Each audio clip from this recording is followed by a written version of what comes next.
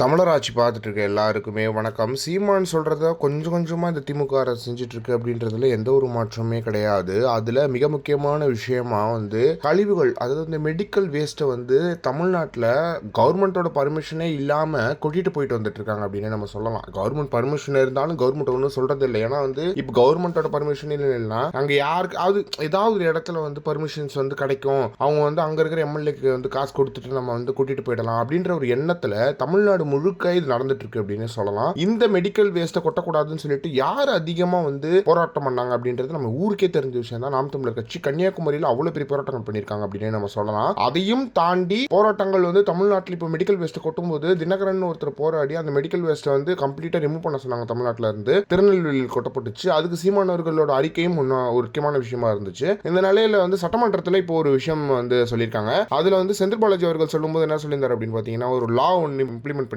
அந்த லா என்ன அப்படின்னு பாத்தீங்கன்னா இப்போ யாராவது medical waste bio medical waste யாருக்குமே பர்மிஷன் இல்லாம தமிழ்நாட்டில் கொட்டினீங்க, கொட்டவே கூடாது அப்படின்றது தான் அந்த லா. கொட்டினீங்க அப்படின்னா யோசிக்காம உங்களுக்கு ஜெயில் தண்டனை கொடுக்கப்படும் அப்படின்றது சீமானவர்களோட அந்த விஷனை எடுத்து இவங்க பண்ணிருக்காங்க அப்படின்றது ரொம்ப சந்தோஷமான விஷயமா இருக்கு. விஷன் நல்லா இருக்கணும். எனக்கு இது சீமானவர்கள் பண்ணாங்க அப்படின்லாம் இல்லாம யாரோ பண்றாங்க. சீமானவர்களோட ஐடியா தமிழ்நாடு அரசே பண்ணிக்கிட்டு இருக்கு அப்படின்றது தெரியும். சரி, சீமானவர்களோட பேரை வச்சாது பண்ணுங்கடா அப்படின்ற மாதிரி இருக்கு. ஏன்னா நல்லது செய்யணும்னாலே அது எங்க அண்ணன் தான் வரணும் அப்படின்ற மாதிரி வந்துட்டு இருக்கு. எனவே செந்தில் பாலாஜி அவர்கள் சீமான் அவர்களுக்கு ஒரு நன்றி தெரிவிச்சிருந்தா நல்லா இருந்திருக்கும் அப்படின்றது ஒன்று இருக்கு. ஏன்னா இதை கவர்மெண்டோட ஐடியாக்கு கொண்டு போனதே சீமானவர்கள் தான் அப்படின்றதுலயுமே எந்த ஒரு மாற்றமே கிடையாது. எனவே இது மிகப்பெரிய வெற்றி சீமானவர்களுக்கும். அது மட்டும் இல்லாம கன்னியாகுமரி உறவுகளுக்கும் மிகப்பெரிய வாழ்த்துக்கள், தினகரன் அவர்களுக்கும் மிகப்பெரிய வாழ்த்துக்களை தெரிவிச்சுக்கிறோம். இதை பத்தி நீங்க என்ன நினைக்கிறீங்க அப்படின்றத மறக்காம கமெண்ட் பாக்ஸ்ல சொல்லுங்க.